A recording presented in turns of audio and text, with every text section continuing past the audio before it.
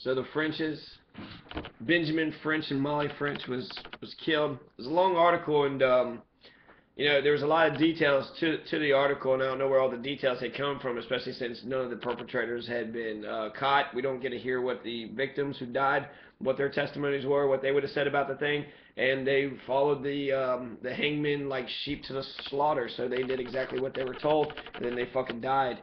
They were trapped and they saw no choice and just resigned to the fucking inevitable that they was going to get killed, or maybe they were just good fucking people and they just assumed that, I don't know. They said that they killed him several times. They suspected them of killing him by arsenic a lot of other fucking times, and that's, I don't know, man.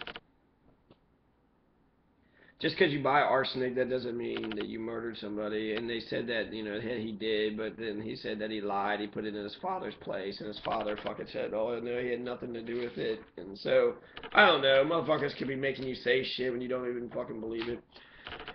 But it's a good article, and actually I'm going to read the end of it. The people of Warsaw think some of Lake Jones' farmer neighbors came over and helped them. That's who did it. It's the Ku Klux Klan, the same people that perpetuated the fucking race riot in 1866, a year after the Lincoln's Revolution, and then 5 years after Abijah Gridley was hung. So they said the Frenches always enjoyed bad reputation. Benjamin was well known as a chicken thief in this part of the country, rates next to being a horse thief. And Molly French was suspected long ago having committed several murders by poison. So they say he'd been fucking killing her lots of times.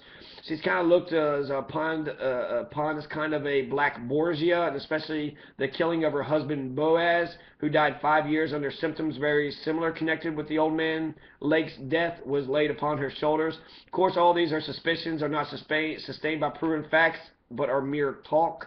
The colored population of Warsaw is in sympathy with Lake Jones's friends, and nobody cares for the Frenches. What the fuck? The few blacks that are left over, they're gonna fucking stand up and answer these white reporters about what actually happened, and when the fucking truth is,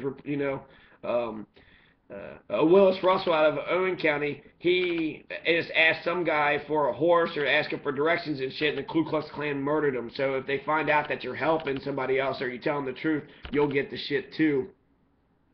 But they said that Boaz, Molly French killed Boaz under the same circumstances. So I don't know about Boaz, who this guy is.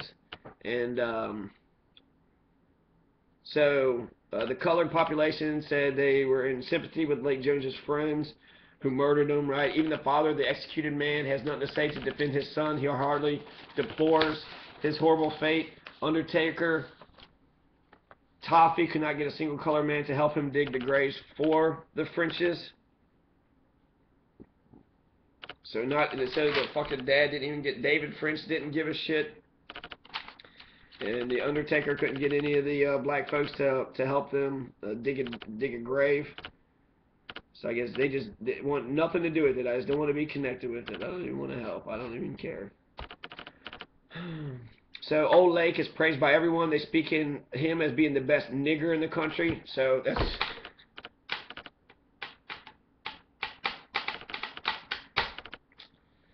Yeah, Lake Jones is the best nigger they got, right? Best fucking nigger. That's Gallatin County for you.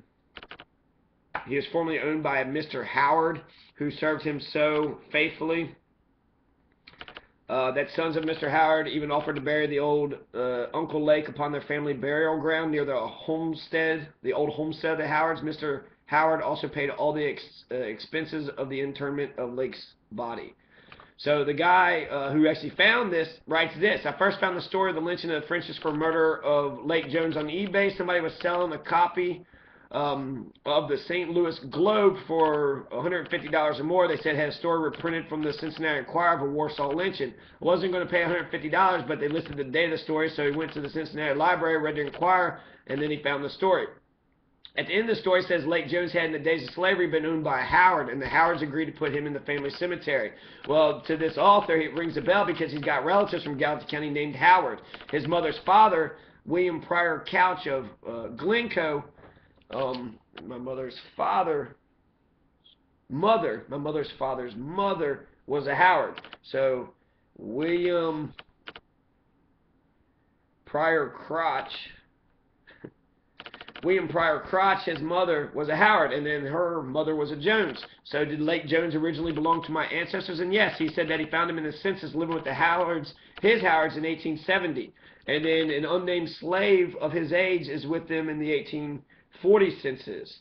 So an unnamed slave of his age. So there's like two old people, right? And it was 1870, and yeah, 1876 is when he died. So, in his burial, the Howard Cemetery is on a hill outside of Glencoe. And so, if you was to go north out of Glencoe on Sugar Creek Road, US 47, turn left on the Johnson Road, there's a new road with some new houses that turns off to the left. And if you go up Johnson Hill Road and you make a left, later acquired through marriage and inherited by the Crouches, there's a family cemetery that you turn left onto Johnson Road, and then there's a new road with some new houses that turns off to the left again, and all those houses are on what used to be Jacob Howard's farm, later acquired through marriage or inherited by the Crouches. The family cemetery is in good shape off to the right of this new road. So turn left on Johnson Hill Road, make a left up on the hill on top of Johnson Hill Road, and then on the right hand side there's going to be a cemetery, and Lake Jones could be actually buried in that cemetery. They said the family cemetery is in good shape off to the right of the new road. He doesn't have a marker. Lake Jones doesn't have a marker, and until now, nobody in the family even knew he was there, and maybe he's not. But there's a photocopy of a page from a 126-year-old newspaper that says he might be. So it's possible that we could find Lake Jones and see if he had any arsenic in his stomach. Because the other reports had said that they had sent it to Louisville to get it tested, to get it chemically tested, and we don't hear anything else, whether or not it was true or whether it wasn't true. There's no follow-up story to this. So it was like, you know, people got lynched. Oh, well, who gives a fuck? What's the next thing we're going to talk about? You know, there's no Willis Russells in Gallatin County. Willis Russell's an Owen County man, so, you know. So that's the majority of the things. There's this links and miscellaneous, Gallatin links and miscellany. NorthernKentuckyViews.com, Gallatin links. And it's fucking badass, man. It just goes on down. It's got Gallatin County, Kentucky, 1889. So it shows the shape of Gallatin County. It's got a map of Gallatin in 1935. So, actually, well, I guess my numbers might have been wrong from before, because Grant County kind of takes a chunk of fucking Gallatin. It just seems like Gallatin keeps on getting smaller and smaller and smaller. Gallatin County was 30th county formed. Law enacted in county, let's see, 78. Passed December 1478. The county was formed May 13th, 1799. So 78, 79, or 70, or 98, 1798, 1799, both of those dates. And then the boundaries are unchanged since February 5th, 1872. That's what it says, 1872, but here I got 1889, and it shows that Gallatin County is actually bigger, so it's a little bit off here. It says there's 24 places in Gallatin County that had post office, so there's 24 post offices in Gallatin County. Origins of the name, Warsaw and Fredericksburg, it was right here. Preachers, it just got a ton of gents. Bill Davis sent me this reference to a Gallatin, Carroll County Civil War episode that ended up to the Supreme Court. This is actually a good one. The site will give you a summary for all the gory tales. Follow the link at the top of the page. Fascinating stuff. Read about a Civil War skirmish in Warsaw here and another one here.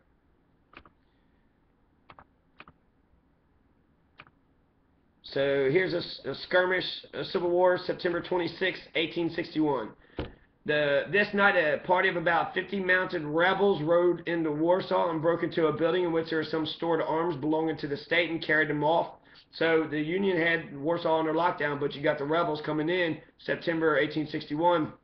6 or 7 Union men came up just as they were leaving and were fired upon. The Union men returned the fire, killing one of the rebels and wounding several others. One of the Union men was wounded in the arm. The Union men had taken the locks of the gun that were stolen and intended to keep them off until they had organized their company. So the fucking rebels came in and stole fucking Lincoln's guns. It was a 61. That was something that had happened. Difficulty at Warsaw. Difficulty at Warsaw, loss of life. The troops ordered to take possession on Tuesday night. A difficulty took place between two brothers named Leonard and a man named Isaac Clemens. The dispute originated on war issues of the day. One of the Leonard brothers fired at Clemens, who turned on J. Leonard and shot him dead. T. Leonard then rallied to assist his brother, but received a shot from the effects of which it is thought he will not recover. The three Union men were slightly wounded owing to frequent disturbances in Warsaw between Union and Southern rights elements. General Buell has ordered two companies of Colonel Whittlesey's 20th Regiment to go down and take possession of the town. They left on the mail boat yesterday, the 27th. Upon arrival of Colonel Whittlesey's commandant at Warsaw, several arrests were made, including Dr. Chambers, member of the legislature, John Marshall, Esquire H. Baldwin, clerk of the county court, and they were sent to Cincinnati. So, fucking Union members are fucking kicking ass in Warsaw. All these fucking white supremacists that run, fucking haywire afterwards, they were absolutely just fucking arresting them, here and there. And so here's another thing. October 3rd, 1861. Neighborhood of Warsaw, Kentucky has been considerably annoyed of late by a gang of secessionist rascals led by a reckless fellow named Luther Green. And all sorts of petty outrages have been committed on the Union by these outlaws on Saturday last. However, complete nonplus was put to the proceedings by a little band of Union volunteers, numbering 18 or 20, under Captain Howe, who's recruiting at Camp Boyle on Paint Lick Creek near Warsaw. Paint? I don't know. It says Pint, but I think it's Paint Lick. On the morning of that day, two soldiers of Captain Howe's company were surprised by Green's gang and made prisoners, and it is stated that they were about to be hung when the news reached camp. The little party mentioned immediately started in pursuit. After a brisk walk of 6 miles, they came in view of the rebel party, which numbered 30 or 40, and a skirmish ensued. The rebels took to flight, but two of them, Robert Herndon and T.J. Hughes, were shot dead, and Green was taken prisoner. So Luther Green, Robert Herndon, and T.J. Hughes were all Confederates. The two soldiers were recovered, and a number of small arms and a quantity of personal property was secured. Green arrived in Cincinnati Monday and was sent to Camp Chase. So there's a ton of things. I mean, November 5th, 1866, 8 men were arrested in Warsaw on Saturday for robbing and mistreating Negroes and are now in our military block. So 1866, right? That was when there was a fucking race riot that was happening. And now they said they were mistreating and robbing them, and they arrested them. So there is a pushback, right? T.U.R. Key, one of the rampant rebels at Warsaw, Kentucky, a few days, managed to escape from confinement in Cincinnati on Sunday. 4 soldiers chased him, and after overtaking him, were obliged to give him a severe blow with a musket before he'd come to terms and return to his quarters. Louisville Journal states that on Friday night, December 27th, Captain Fry of Company B, 20th Regiment, started out from Warsaw, Kentucky with a file of men for Eagle Creek, about 13 miles from the village, having been ordered to arrest Captain Washington R. Sanders and to break up a company of secessionists who rendezvoused at his house. When they reached the house of Mr. Sanders, he was not to be found. Upon searching the premises, a 6-pound cannon was found buried, together with 6 kegs of gunpowder, a quantity of rifles, bowie knives, pistols, swords, and percussion caps. Troops sent to Warsaw to restore the peace in 1861.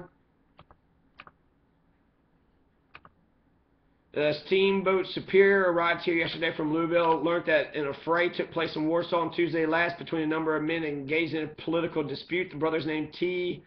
and T. Leonard became southernly obnoxious and boisterous. 2 blacksmiths named Isaac Clemens and J.W. Oliver upheld the Union clause. In the melee which followed the debate, one of the Leonards was dangerously wounded. The disturbance occasioned so much excitement in the town that it was deemed advisable yesterday to send 2 companies of Colonel Whittlesey's regiment to the town, and they left on the Superior yesterday.